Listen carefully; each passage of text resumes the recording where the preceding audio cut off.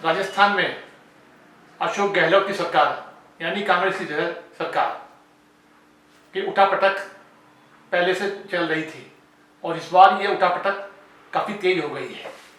और इस उठापटक को तेज और गर्मी लाने वाले हैं जो शख्स थे वो हैं सचिन पायलट यानी कांग्रेस सरकार में राजस्थान के अंदर उप मुख्यमंत्री। इस बार रस्साकशी का जोर काफ़ी तेज रहा और पल पल सियासत के पलटने की उम्मीद लगती रही। और इस बार जो खेल हुआ शेयर मात का खेल पल पल अपने रंग जो है दिखाता रहा। और इस बार की शेयर मात के खेल में बहुत सारे सूत्र जो हैं वसुंधरा राजे की तरफ जाते थे और वसुंधरा राजे और बीजेपी जो है का रोल जो है बड़ा अहम था सरकार को गिराने के लिए, क्योंकि 72 में से 45 विधायक विजय राजे के पास थे, यानी माना जाए उनके गुट के थे। वो गुट काफ़ी समय से नाराज था, यानी ठंडे बस्ते में था। विजय राजे एक लंबे समय से ठंडे बस्ते में चली आ रही हैं। इस बात को ज़्यादा समय नहीं हुआ है, 2 साल पहले विजय राजे जो हैं काफ़ी नाराज थी हाईकमान से। काम था शेखावत यानी गजेंद्र शेखावत जी को लाइमलाइट में लाने का और उन्हें जो है भाजपा का प्रदेश अध्यक्ष अपॉइंट करने का, जिसका नाटक बहुत लंबा चला और अंत में जो है विजय राजे के विरोध के बाद उसे अमली जामा पहनाया नहीं जा सका। चलिए, ये तो पीछे के घटनाक्रम है। अब हम आज के असली घटनाक्रम पर आते हैं। ये नया घटनाक्रम है राजस्थान के अंदर कांग्रेस की सरकार यानी अशोक गहलोत की सरकार की चूल्हे हिलाने की बहुत जबरदस्त कोशिश की गई। और ये जो है कोशिश सचिन पायलट के द्वारा थी और सचिन पायलट इस बार बड़े विद्रोह के स्वर में थे। उन्होंने हाईकमान से साफ कह दिया था, यानी कांग्रेस सरकार के यानी कांग्रेस के जो दिल्ली में बैठे हाईकमान वाले हैं उनसे साफ कह दिया था कि मैं पार्टी की मीटिंग में नहीं आऊँगा।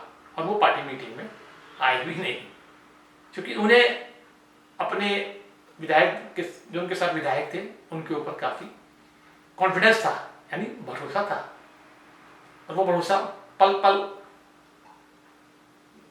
थर्मामीटर की तरह ऊपर नीचे होता रहा। और इस बार जो है एक लंबा कशाकशी का खेल रहा और इस कशाकशी के खेल में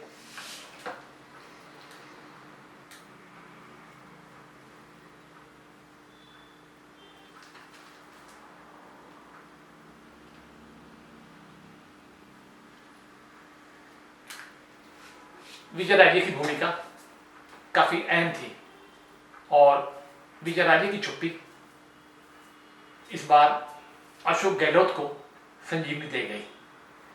विजय राजे का ग्रुप और विजय राजे चुप्पी साधे रही और उन्होंने इसमें अपनी भूमिका नग्न कर ली और वो टाइलेंट की मुद्रा में रही। इसके पीछे का राजनीतिक गणित और भी है। राजनीतिक के जो पुराने गणितकार हैं उनका मानना है कि अगर विजय राजे इसमें काफ़ी खुलकर आती और समर्थन करती तो इसमें विजय राजे को फायदा होने के बजाय नुकसान था, क्योंकि वहाँ जो है अगर बीजेपी की सरकार आती तो विजय राजे के लिए तो वहाँ गुंजाइश नहीं थी और आगामी चुनाव में भी विजय राजे का मुख्यमंत्री का जो है जो उनकी लालसा थी उस पर भी विराम लगने की संभावना थी। और इस बार संभावना ये की जाती थी कि कोई भी युवा चेहरा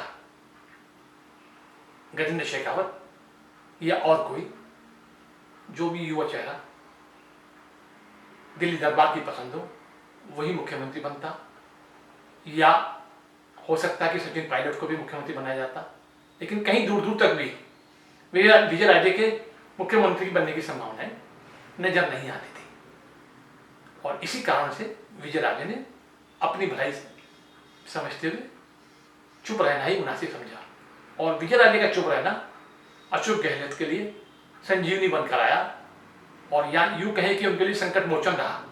और उनकी चुप्पी से विजय राजे का ने जो है जो चुप्पी की भूमिका निभाई उसने जो है एक बार फिर से जो है अशोक गहलोत को संजीवनी दे दी और उनका तख्ता पलट होने से बच गया। इस बार के राजस्थान के 6 मार्च के खेल में विजयराजे को फायदे से ज़्यादा नुकसान की संभावना ज़्यादा थी और अपने नुकसान को होते देखकर विजयराजे ने इसलिए चुप रहना ही मुनासिब समझा और ये उनकी चुप्पी इस बार रंगलाई और अशोक गहलोत के लिए एक वरदान की तरह साबित हुई। लोगों का तो यहाँ भी कहना है कि इस बार विजयराजे को केंद्र से राज्य में मंत्री बनाने के लिए भी पैगाम आया था, जिसे इन्होंने मना कर दिया।